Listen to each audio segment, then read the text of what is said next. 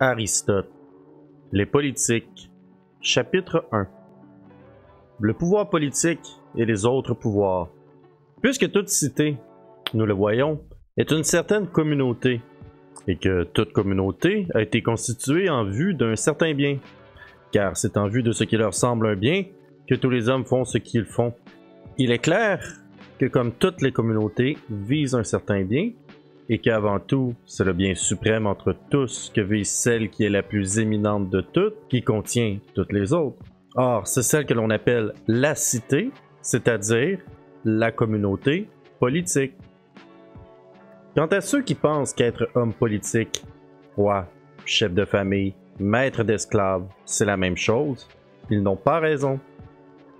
C'est en effet, selon le grand ou le petit nombre, pense-t-il, que chacune de ces fonctions diffère des autres, et non pas selon une différence spécifique. Ainsi, quand on commanderait à peu de gens, on serait maître. À plus de gens, chef de famille. Et à encore plus d'hommes, politique ou roi. Comme s'il n'y avait aucune différence entre une grande famille et une petite cité.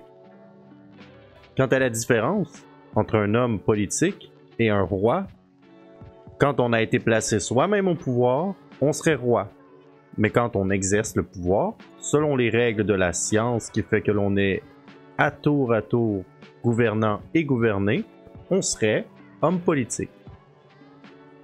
Eh bien, tout cela n'est pas vrai. Et ceci deviendra clair pour peu qu'on examine la question selon la méthode que nous suivons d'ordinaire. De même, en effet, que dans les autres domaines, il est nécessaire de diviser le composé jusqu'à ses éléments non composés, c'est-à-dire des parties les plus infimes du tout. De même aussi en considérant ce dont est formée la cité.